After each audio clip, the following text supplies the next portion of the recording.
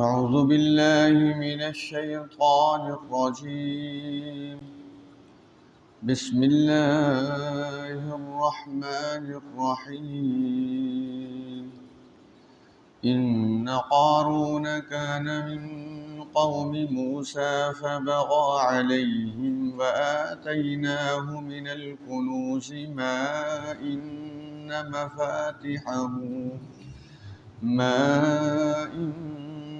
مفاتحه لتنوء بالعصبة أولي القوة إذ قال له قومه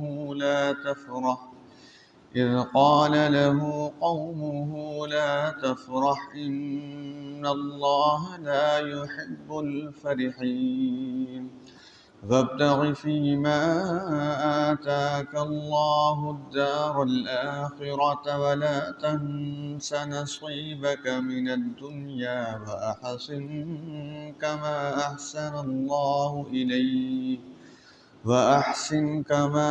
أحسن الله إليك ولا تبغ الفساد في الأرض إن الله لا يحب المفسدين.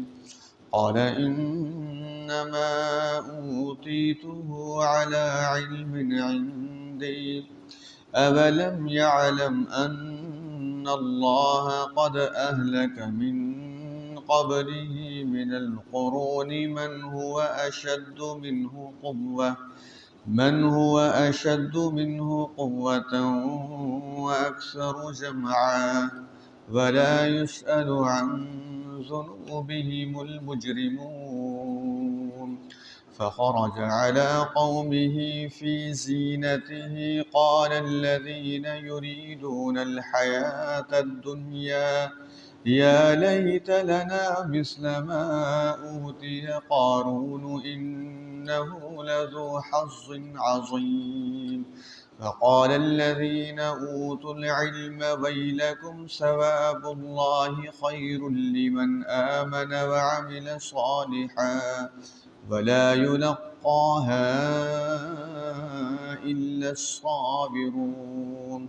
فخسفنا به وبداره الأرض فما كان له من فئة ينصرونه من دون الله وما كان من المنتصرين.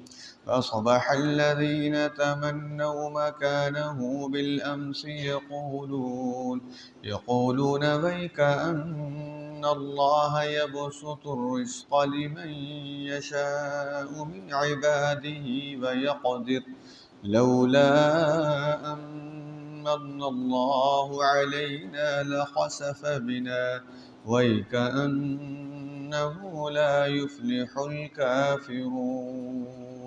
صدق الله العلي العظيم. सूरत अल-क़सस रकू नंबर 8, रकू नंबर 11 और कुल आयात हैं 7। सूरत अल-क़सस का तो ये 8वां रकू है, अलबत्ता पारा नंबर 20 का ये 11वां रकू है और कुल इसकी आयात हैं 7। ये वाक़या तकरीबन 4000 साल पहले की बात इन आयात में बताई गई है और थकावट को दूर करके तवज्जो से, आँखों को खोल कर तवज्जो से सुनिए इन्हें। एक ऐसे अल्लाह के बागी का तज़किरा है। आप देखते हैं हम मुर्दे को बस दफन करते हैं ज़मीन में और फिर आ जाते हैं। ये वो शख्स है जिसके बारे में आता है कि अब इसकी मौत को तकरीबन 4000 साल से ज़्यादा अरसा गुज़र चुका है, लेकिन ये जब से इसकी मौत हुई है ये क़यामत तक ज़मीन में धंसता चला जाएगा। अब देख लीजिए, ज़मीन पता नहीं नीचे कितनी वसी है, ये भी अंदाज़ा लगा लीजिए। अब यहाँ जो हमारे समझने की बात है वो ये है कि आखिर اس ناکام کردار کے اندر ایسے کون سی خرابیاں تھیں کہ اللہ تبارک و تعالیٰ کو اتنا شدید غصہ آیا اس پر؟ گویا یوں سمجھ لیجئے ہم نے اس ناکام کردار سے اپنی کامیابی کے لیے سامان دیکھنا ہے، تاکہ وہ اس کی جو حرکتیں ہیں وہ ہماری زندگی میں نہ ہوں۔ فرمایا قارون وہ موسیٰ علیہ السلام کی قوم میں سے تھا اور ان پر زیادتی کیا کرتا تھا۔ اب موسیٰ علیہ السلام کی قوم ہے بنی اسرائیل۔ ایک تو بنی اسرائیل پر فرعون ظلم کر رہا تھا، غلام بنا کے رکھا ہوا تھا۔ اب اس قوم کے افراد کو تو یہ چاہیے تھا کہ وہ اپنی قوم کے ساتھ خیر خواہی کرتے۔ فرعون کے ظلم سے نکلنے کے لیے حضرت موسیٰ علیہ السلام کا ساتھ دیتے۔ کہا جاتا ہے یہ حضرت موسیٰ علیہ السلام کا چچا زاد بھائی تھا، تو اس نے بھی فرعون کے ساتھ دوستی اختیار کی۔ تو اس کا مطلب یہ ہوا انسان کی ناکامی میں برے دوست کا بہت بڑا کردار ہے۔ اس لیے اپنی دوستیوں کا جائزہ لینا چاہیے، اپنے بچوں کی دوستی کا جائزہ لینا چاہیے۔ بعض اوقات انسان بچوں کے حوالے سے غیر محتاط رویہ اختیار کرتا ہے۔ بچے کس کے ساتھ اٹھتے ہیں، کس کے ساتھ بیٹھتے ہیں، کس کے ساتھ جاتے ہیں، کس سے ٹیلی فون کرتے ہیں، کس کی صحبت کو اختیار کرتے ہیں، کس سے متاثر ہیں، کس کے ساتھ وقت گزارتے ہیں۔ اچھے والدین ان تمام چیزوں سے بے نیاز نہیں ہو سکتے، وہ پوری توجہ دیتے ہیں تاکہ بچے کی صحبت میں کوئی ایسا فرد شامل نہ ہو جو ہمارے بچوں کے لیے نقصان دہ ثابت ہو جائے۔ تو قارون تھا بنی اسرائیل، اور یہ حضرت یعقوب علیہ السلام کی اولاد میں سے ہے، اس کا مطلب یہ ہوا ان کے خاندان میں سے ہے، لیکن اپنی قوم پر ظلم و زیادتی کیا کرتا تھا۔ میں ایک بات کہہ رہا ہوں، اسے ذرا آپ بعد میں سوچ لیجئے گا۔ امت مسلمہ کے جتنے حکمران ہیں جو ہیں تو مسلمانوں میں سے، لیکن مسلمانوں پر ظلم کرتے ہیں، تو ان کے ساتھ قارون کی بڑی مشابہت ہے۔ گویا اپنی قوم پر ظلم کرنا قارونیت ہے، اپنی قوموں پر ظلم کرنا قارونیت ہے۔ اس قارونیت سے ہمیں بچنا چاہیے۔ اب جب انسان کے اندر ایک بہت بڑا مغالطہ شیطان نے ڈالا ہوا ہے، اور وہ قیامت تک مغالطہ رہے گا، کہ جب اس کے پاس پیسے کی فراوانی ہوتی ہے وہ سمجھتا ہے کہ اللہ تبارک و تعالیٰ میرے اوپر راضی ہے، اور یہ بہت بڑی خامی ہے۔ یوں سمجھ لیجیے دولت کی کثرت کا اللہ تبارک و تعالیٰ کی محبت کی کثرت کے ساتھ کوئی تعلق نہیں ہے، یا دولت کی قلت کا اللہ تبارک و تعالیٰ کی محبت کی کمی کے ساتھ بھی کوئی تعلق نہیں ہے۔ حدیث ہے کہ نبی اکرم صلی اللہ علیہ وسلم نے فرمایا، اللہ تبارک و تعالیٰ فرماتے ہیں میں دنیا کی دولت اسے بھی دیتا ہوں جس سے محبت کرتا ہوں، اسے بھی دیتا ہوں جس سے محبت نہیں کرتا، لیکن میں دین کی دولت صرف اسے دیتا ہوں جس سے میں محبت کرتا ہوں۔ اب یہ بات کہنے میں مجھے کوئی تردد نہیں ہے، اللہ تبارک و تعالی ہم سب سے محبت فرماتے ہیں تو ہمیں یہاں بیٹھنے کی توفیق عطا فرمائے۔ اس پر ہم اللہ تبارک و تعالی کا جتنا شکر ادا کریں کم ہے۔ البتہ یہ ضرور ہے کہ اللہ تبارک و تعالی محبت فرما کر ہمیں اس کی توفیق دے رہے ہیں، تو ہم اس عمل پر استقامت اختیار کرنے کے بجائے اس سے جب بے نیازی دکھائیں گے تو پھر اللہ تبارک و تعالی زبردستی کسی کو اپنا نہیں بناتے۔ تو جب ایک نعمت اللہ کی طرف سے مل جائے اس پر پھر استقامت اختیار کرنی چاہیے، مضبوطی سے اسے اختیار کر لینا چاہیے۔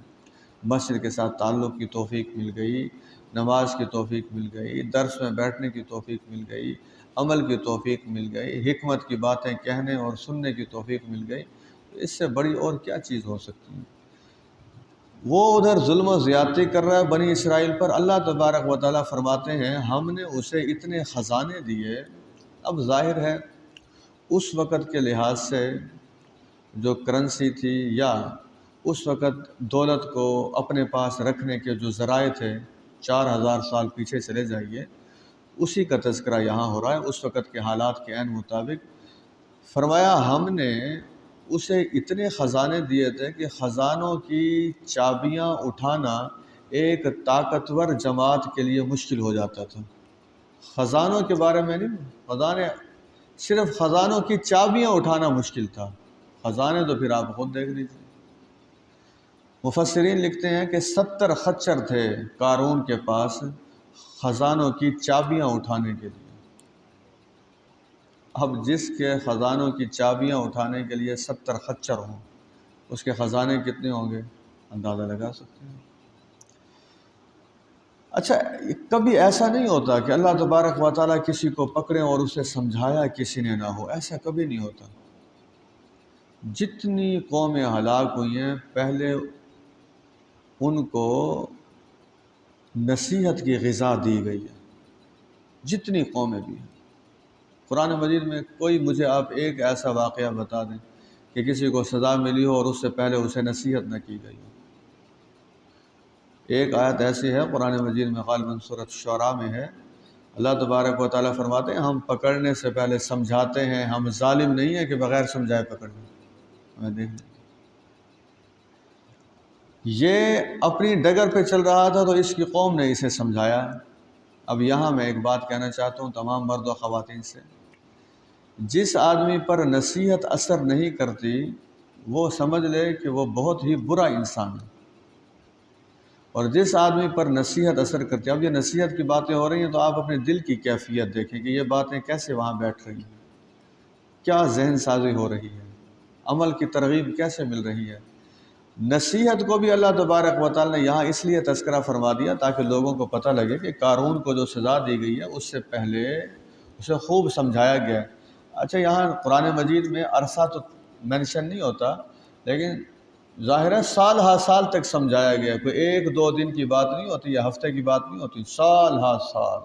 جیسے آپ دیکھ لیجئے ابو جہل کو کتنا عرصہ سمجھایا گیا ہے، پورے 14 سال، 13 سال مکہ مکرمہ کے، پھر 1 سال مدینہ منورہ کا بھی شامل کر دیا، 2 ہجری میں جا کے اسے پکڑا گیا۔ تو اللہ تبارک و تعالیٰ ایسے پہلے نہیں پکڑ لیتے ہیں، پہلے پورے طریقے سے سمجھاتے ہیں، وہ چاہے انبیاء کے ذریعے دعوت ہو، اب تو خیر قرآن مجید ذاتی طور پر قرآن مجید ہے، اور امت مسلمہ جو ہے اس کا کام ہی یہی ہے لوگوں کو سمجھانا۔ ہم اپنا یہ عظیم و شان کام بھولے بیٹھے ہیں۔ امت کا کام، امت مسلمہ کی فضیلت کی ایک ہی جو قرآن مجید میں خوبی بیان کی گئی وہ یہ ہے، یہ امت خیر کی دعوت دیتی ہے، نیکی کا حکم کرتی ہے، برائی سے منع کرتی ہے۔ اور یہ بھی دیکھ لیجئے، یہ جو ہم دعائیں کرتے ہیں، اب بھی دعا کریں گے انشاءاللہ، نبی اکرم صلی اللہ علیہ وسلم سے پوچھا گیا تھا کہ کیا ایسا ہوگا کہ ہمارے اندر نیک لوگ ہوں اور پھر بھی ہماری دعائیں قبول نہ ہوں؟ تو آپ نے فرمایا بالکل ایسا ہوگا، جب لوگ برائیوں سے منع کرنا چھوڑ دیں گے اور نیکی کی دعوت دینا چھوڑ دیں گے تو اللہ تبارک و تعالیٰ ان کی دعائیں قبول کرنا ترک کر دیں گے۔ تو یہ کوئی چھوٹا کام نہیں ہے، یہ اس وقت بھی میں یہی کام کر رہا ہوں۔ اللہ کرے کہ جب تک میری زندگی ہے اور اس کے بعد بھی اس مسجد میں تو یہ دعا کرتا ہوں قیامت تک اللہ کرے یہ سلسلہ جاری و ساری رہے انشاءاللہ، جب تک یہ مساجد آباد ہیں، یہ فہم قرآن کا سلسلہ جاری و ساری رہنا چاہیے، اور اس میں ظاہر ہے آپ حضرات مرد و خواتین کا بہت بڑا کردار ہے اس میں۔ اب یہ قوم نے کیا سمجھایا ذرا سنیے، نصیحت نمبر 1، قوم نے اسے سمجھایا کہ لا تفرح، خود پسندی اختیار نہ کرو، ان اللہ لا يحب الفرحین، اللہ تبارک و تعالیٰ اکڑنے والوں کو، خود پسندی کرنے والوں کو پسند نہیں فرماتے۔ دولت جب آتی ہے تو پھر مزاج بگڑ جاتا ہے، بات کرنے کا انداز تبدیل ہو جاتا ہے، دیکھنے کا انداز تبدیل ہو جاتا ہے، گاڑی سے نکلنے کا انداز تبدیل ہو جاتا ہے، لوگوں کے ساتھ دعا سلام کرنے کا مزاج تبدیل ہو جاتا ہے۔ بعض لوگوں کی عادت ہوتی ہے وہ دوسرے لوگوں کو سلام کرتے ہیں، وہ بیچارے پورا ہاتھ دے رہے ہوتے ہیں اور وہ صرف انگلیاں ایسے کر دیتے ہیں۔ اس کائنات میں سب سے زیادہ مقام جس ہستی کا ہے وہ حضرت محمد صلی اللہ علیہ وسلم۔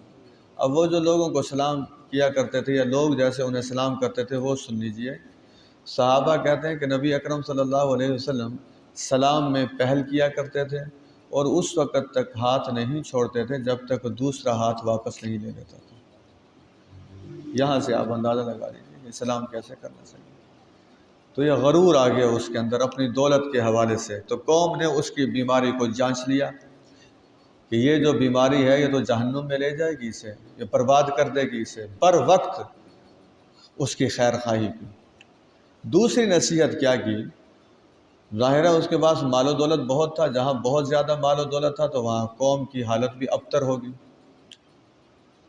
تو دوسری نصیحت یہ کی کہ اللہ نے جو تمہیں دیا ہے اس کے ذریعے آخرت کے گھر کو تلاش کرو۔ تو مطلب یہ اپنے مال کو صرف اپنی ذات تک محدود نہ رکھو، لوگوں کی ضروریات پورا کرنے کے حوالے سے اسے استعمال کرو۔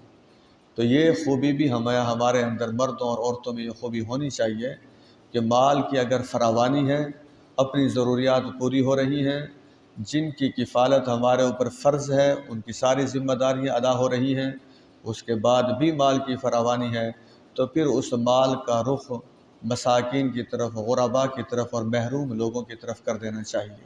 یہ قارون کو دوسری نصیحت کی گئی۔ تیسری نصیحت یہ کی گئی کہ اپنا حصہ دنیا سے نہ بھولو۔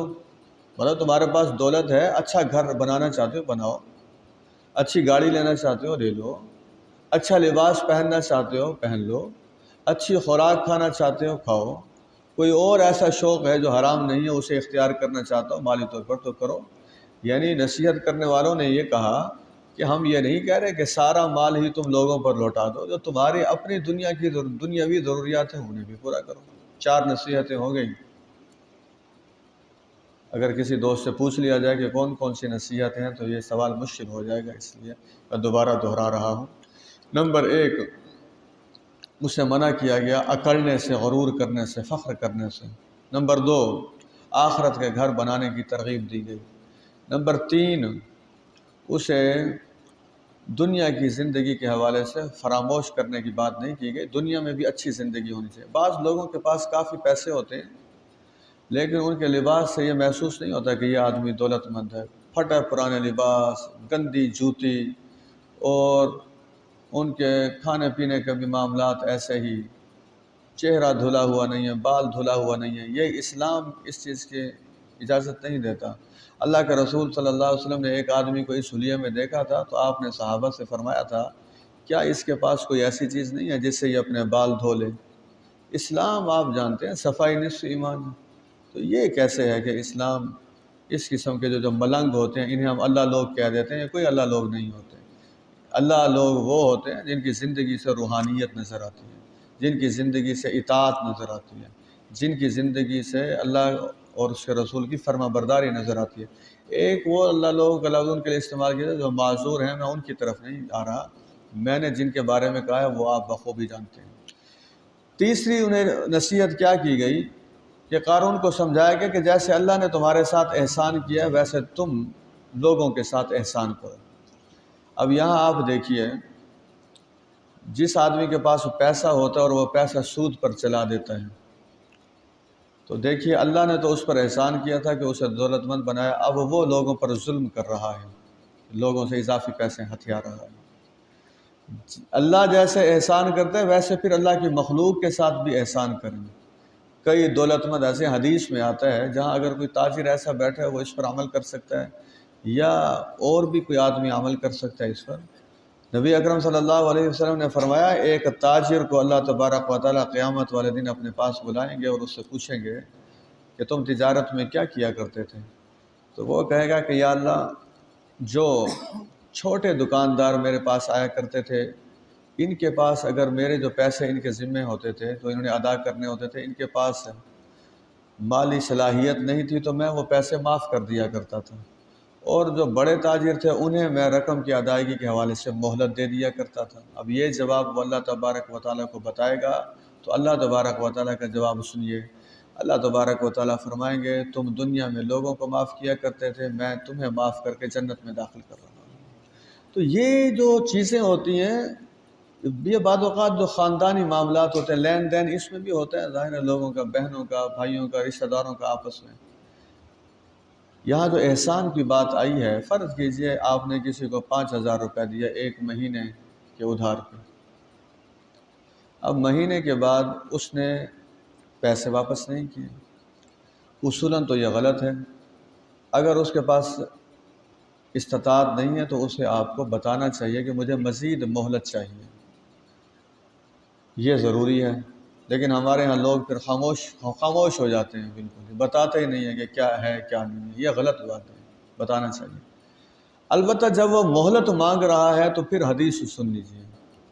5,000 جس نے دیا 30 دنوں کے لیے، 5,000 کو آپ 30 سے ضرب دیں تو یہ 1.5 لاکھ روپے بنتا ہے۔ تو یوں سمجھیں جب آپ نے کسی کو 30 دن کے لیے 5,000 دے دیا تو اللہ تبارک و تعالیٰ اس ایک مہینے میں آپ کو 1.5 لاکھ روپے خرچ صدقہ کرنے کا ثواب عطا فرماتا ہے۔ یہ روزانہ کی بنیاد پر، اس میں کوئی بات میں اپنی طرف سے نہیں کہہ رہا۔ اب وہ آدمی آ گیا دوبارہ، وہ کہتا جی مجھے مزید مہلت چاہیے، میرے تو حالات ٹھیک نہیں ہیں۔ تو نبی اکرم صلی اللہ علیہ وسلم نے فرمایا جو دوبارہ مہلت دے دیتا ہے اللہ تبارک و تعالیٰ پھر اس کے صدقے کی رقم کو دگنا کر دیتے ہیں۔ اب 10,000 روپے روزانہ کے حساب سے اس آدمی کا نامہ اعمال میں ثواب لکھنا شروع ہو جاتا ہے، وہ چاہے 2 مہینے کی مہلت مانگے، 3 کی مانگے، 4 کی مانگے۔ اسلام اس قسم کے لوگوں کے جو مالی معاملات ہوتے ہیں اس میں ایثار اور قربانی کی طرف بھی راغب کرتا ہے۔ البتہ یہ حدیث بھی ہے کہ جو آدمی قرض لوٹانے کی صلاحیت رکھتا اور نہ لوٹائے تو وہ اللہ کے ہاں گناہ گار لکھا جاتا ہے۔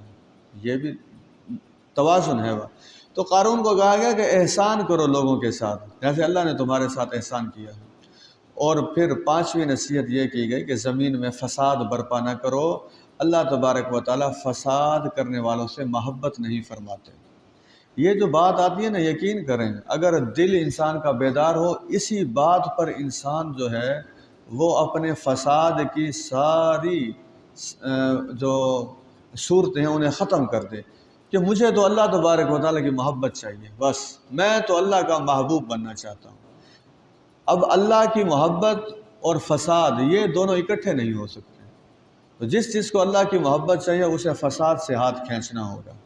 کسی معاشرے میں فساد کے غالب ہونے کا دوسرا مطلب یہ ہے اس معاشرے کو حب خداوندی کی کوئی پرواہ نہیں ہے کہ اللہ تبارک و تعالیٰ ہم سے محبت فرماتے ہیں یا نہیں فرماتے، اس کی کوئی پرواہ نہیں ہے اس معاشرے کو۔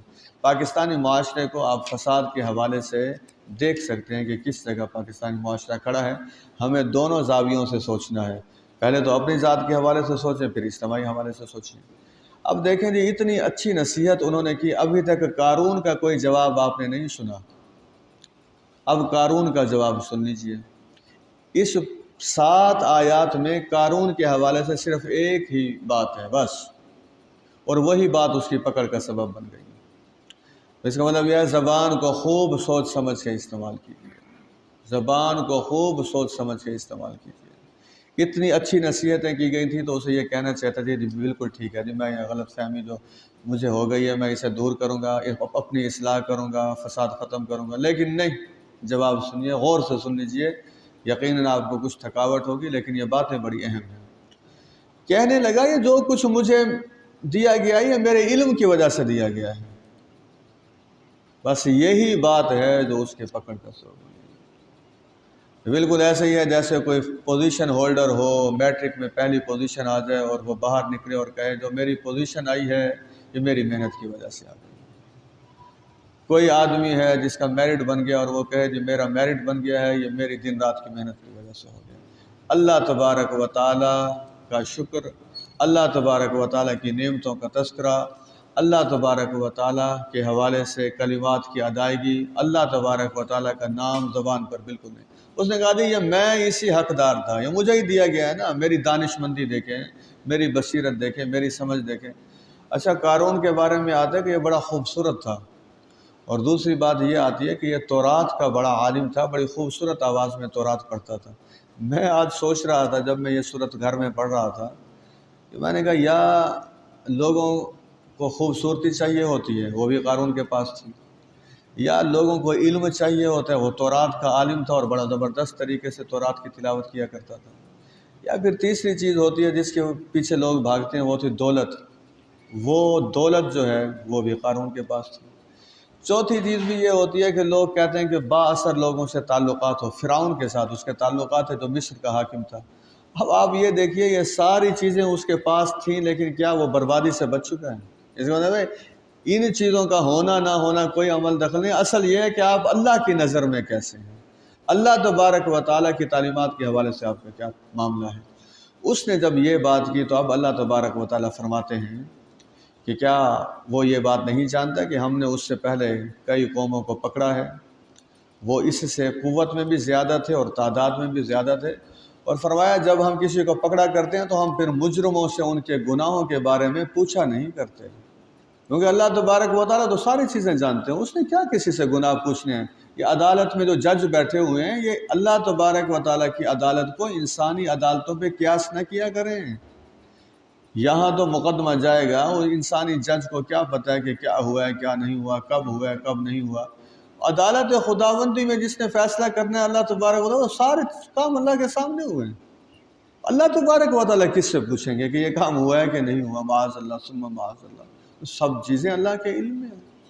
اب اس کی پکڑ کی بات بتائی جا رہی ہے۔ فرمایا وہ اپنی قوم کے سامنے نکلا اپنی پوری زینت کے ساتھ، ظاہر ہے جب نکلتا ہوگا اس کا لباس، اس کی سواری، آگے پیچھے غلام، ملازم، اہلکار، سارے۔ دیکھ لیجئے اللہ تبارک و تعالیٰ کی کتنی نظر ہے بندوں پر، اس کے نکلنے کا بھی تذکرہ کر دیا اللہ تبارک و تعالیٰ۔ تو جب وہ نکلا، اللہ تبارک و تعالیٰ فرماتے ہیں جو لوگ اسے دیکھ رہے تھے، دنیا دار لوگ، وہ کہنے لگے کاش ہمارے پاس بھی وہ سب کچھ ہوتا جو قارون کے پاس ہے، یہ بڑا نصیب والا ہے۔ اب یہاں میں ایک بات آپ کو کہنا چاہوں گا، لوگوں کی نظر میں وہ نصیب والا ہے، اللہ کی نظر میں وہ مجرم ہے۔ آپ اس بات کو سمجھ رہے ہیں؟ عام لوگوں کی نظر میں قارون کیا ہے؟ بڑے نصیب والا ہے۔ اللہ کی نظر میں وہ کیا ہے؟ مجرم۔ تو لوگوں کی نظر میں جو ہوتا ہے اس کے مطابق فیصلہ ہوتا ہے، یا اللہ کی نظر میں جو ہوتا ہے اس کے مطابق فیصلہ ہوتا ہے؟ اللہ کی نظر میں۔ آج بھی کئی لوگ ایسے ہیں ہم جنہیں سمجھتے ہیں کہ کیا کمال ہے، لیکن اللہ کی نظر میں پتہ نہیں مجرم کی کیفیت میں ہے نا، بڑے نصیب والا ہے، کاش ہمارے پاس بھی یہ سب کچھ ہوتا۔ لیکن اس موقع پہ جو علم والے تھے، میں پھر عرض کر رہا ہوں، دیکھیے پاکستان ہمارا ملک ہے، ہم پاکستان کے باشندے ہیں، ہمیں اس ملک سے محبت ہے، پاکستان کی سیاسی جماعتیں ہوں یا مذہبی جماعتیں، ہم سب کے قدردان ہیں، لیکن کیا ہم قرآن مجید کے دیے گئے علم کو چھوڑ کر لوگوں کے جذبات کے مطابق ان سے باتیں کرنا شروع کر دیں؟ میرے سامنے جو عظیم الشان کتاب ہے، میں اس کی ہدایت کو آپ کے سامنے رکھوں گا، یا میں آپ کے جذبات کے بارے میں اس کی روشنی میں آپ کے سامنے بات کروں گا؟ اب ذرا دیکھیے، وہ دنیا دار لوگ تھے، اب جو علم والے تھے، دنیا داروں کی رائے کو اللہ نے اس لیے یہاں بیان کر دیا ہے ہمارے لیے کہ دیکھو کہیں تم بھی تو ایسے نہیں ہو، کہیں تمہارے فقرے تو ایسے نہیں ہوتے، گاڑیاں جا رہی ہیں، ہوٹر بج رہے ہیں، جلوس جا رہے ہیں، بڑے جناب کر و فر کے ساتھ، جس کی زبان سے ایسے جملے نکلتے ہیں تو پھر تم بھی ویسے ہی ہو جیسے قارون کو دیکھ کر دنیا دار لوگوں نے تبصرہ کیا تھا۔ تبصرہ جو اللہ کو پسند آیا ہے وہ اہل علم کا پسند آیا ہے، اس لیے اہل علم کا بھی یہاں تذکرہ کر دیا۔ فرمایا جو علم والے تھے، دیکھا علم والوں نے بھی قارون کو نکلتے ہوئے دیکھا، جب وہ نکلا پہلے بھی دیکھتے تھے، انہوں نے دنیا داروں کو کہا تمہاری خرابی ہے، اللہ کے ہاں بہترین بدلہ اسے ملے گا جو ایمان لائے گا اور جو نیک کام کرے گا۔ گویا انہوں نے قارون کے حوالے سے یہ بتا دیا کہ یہ ایمان سے بھی باہر نکلتا جا رہا ہے اور یہ نیکی سے بھی باہر نکلتا جا رہا ہے۔ اب جو شخص ایمان اور نیکی کی حدود سے باہر نکل جائے وہ صاحب نصیب ہو کیسے سکتا ہے؟ یہ فیصلہ کر لیجیے۔ تو اس کا مطلب یہ ہوا کہ جو ہماری آنکھیں ہیں ان سے ہم دیکھتے ہیں، یہ کچھ نہیں دیکھتے، اہل علم ہوتے ہیں جو ان آنکھوں سے لوگوں کو دکھاتے ہیں۔ آپ جانتے ہیں قیامت جب قائم ہوگی تو کیا ہوگا؟ اس سے پہلے کیا ہوگا؟ قیامت سے پہلے نبی اکرم صلی اللہ علیہ وسلم نے فرمایا اللہ تبارک و تعالی علماء کو اٹھا لیں گے۔ جب علماء کو اٹھا لیں گے، لوگوں کے پاس علم نہیں ہوگا، وہ جہلاء سے مشورے کیا کریں گے، ان سے مسائل پوچھیں گے، جہلاء خود بھی گمراہ ہوں گے، لوگوں کو بھی گمراہ کر دیں گے۔ اس لیے علماء کا وجود، جو اہل حق ہیں معاشرے میں، علماء کا وجود باعث برکت ہے، ان سے محبت ہونی چاہیے، ان سے تعلق ہونا چاہیے، ان کے ساتھ راہ و رسم ہونی چاہیے، اور عالم بھی وہی ہونا چاہیے جو ایسی باتیں کرے، وہ نہیں کہ وہ بھی کہے ہاں جی بات تو ٹھیک ہے، واقعی ہے تو زبردست قسم کا، جو اپنے علم فراموش نہیں ہونا چاہیے علماء کو، جو اپنے علم کو چند پیسوں کی خاطر بیچ ڈالیں۔ اور جو کسی کی شان بیان کرنے کے لیے پیسے تجویز کریں کہ ہم اتنے پیسے لیں گے، ہم یہ کریں گے، ہم فلاں کریں گے، اس طریقے سے ایسے علماء جن کے دلوں میں اللہ کا خوف اور خشیت نہیں ہے، وہ معاشرے کو راہ راست نہیں دکھا سکتے۔ تو اہل علم کی ایک رائے سامنے آ گئی اور انہوں نے کہا یہ تو وہ حاصل کر سکتا ہے جو صبر کرنے والا ہو۔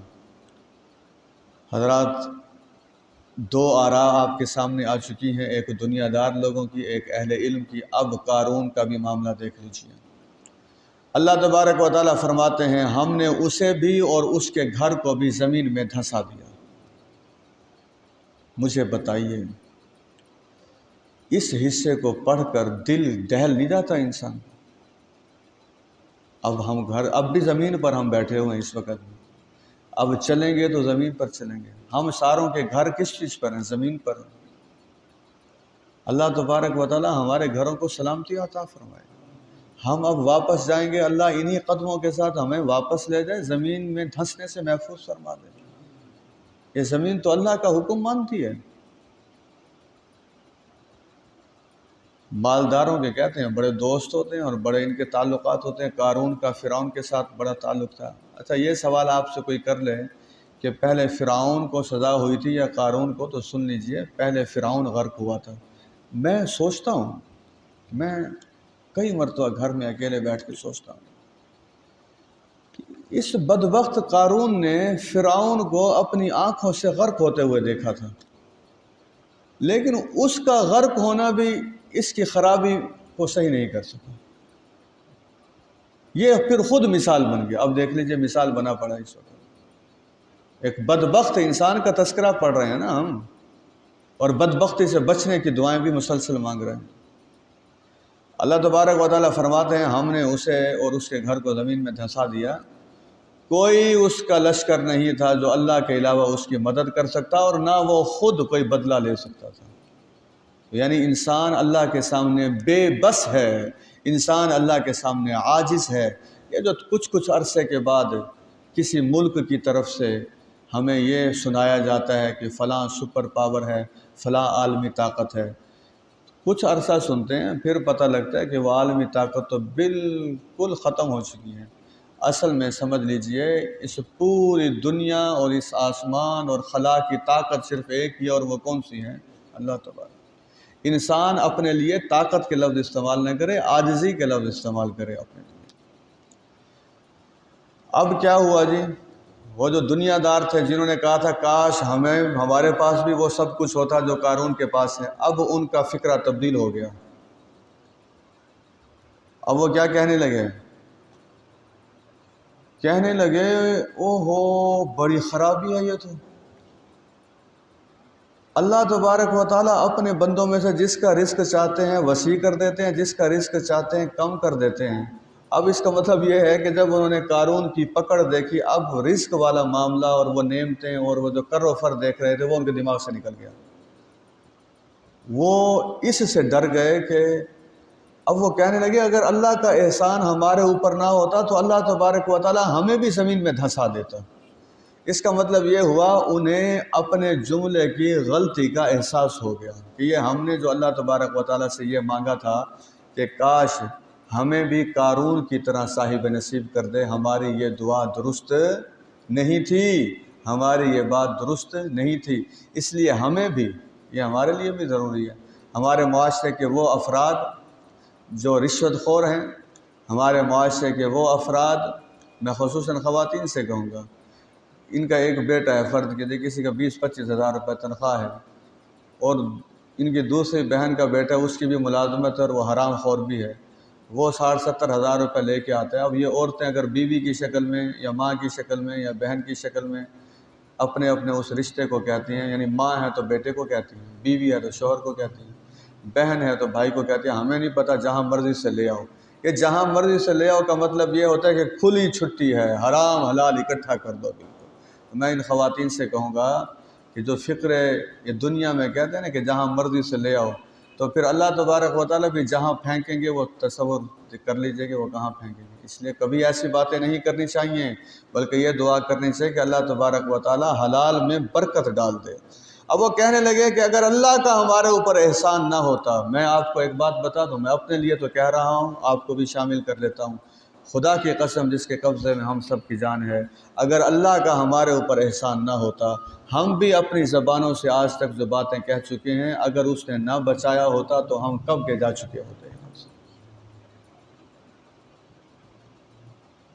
اب انہیں پتہ لگا، کہنے لگے واقعی بات ٹھیک ہے، افسوس کہ کافر لوگ کامیابی نہیں پا سکتے۔ گویا ان دنیا داروں کو بھی اب دین کی سمجھ آ گئی۔ اللہ تبارک و تعالی ہمیں اس ناکام کردار سے سبق حاصل کر کے اس کی خرابیوں کو ترک کرنے کی اور اس کے انجام سے بچنے کی توفیق عطا فرمائے۔ وآخر دعوانا الحمدللہ رب العالمین۔ الحمدللہ رب العالمین، اللہم صلی علی محمد النبی الامی وعلی آلہ وصحبہ وسلم۔ ربنا هب لنا من ازواجنا وذرياتنا قرة اعین واجعلنا للمتقین اماما۔ اللہم انک عفو تحب العفو فاعف عنا۔ ربنا لا تزغ قلوبنا بعد اذ ہدیتنا وہب لنا من لدنک رحمہ انک انت الوہاب۔ پروردگار، جب ہم سب آپ کے فیصلے کے مطابق اس دنیا سے قبر میں منتقل ہوں، ہماری قبر کو تا حد نظر وسعت عطا فرما۔ پروردگار، اسے جنت کے ٹکڑوں میں سے، جنت کے باغات میں سے باغ بنا دیجیے۔ اے اللہ، اس ناکام کردار سے ہمیں اپنے لیے کئی اسباق حاصل کرنے کی توفیق عطا فرما۔ دولت کی ایسی اندھی محبت جو حقوق العباد سے دور کر دے، دولت کی ایسی اندھی محبت جو حقوق اللہ سے دور کر دے، دولت کی ایسی اندھی محبت جو ظلم اور زیادتی کے لیے آمادہ کر دے، دولت کی ایسی اندھی محبت جو اللہ تبارک و تعالیٰ کے احسانات کو بھلانے کے لیے انسان کو آمادہ کر دے۔ اللہ ہمیں ایسی اندھی محبت سے محفوظ فرما، حرام ذرائع سے محفوظ فرما۔ وصلی اللہ تعالیٰ علی خیر خلق محمد وعلی آلہ وصحبہ اجمعین برحمتہ۔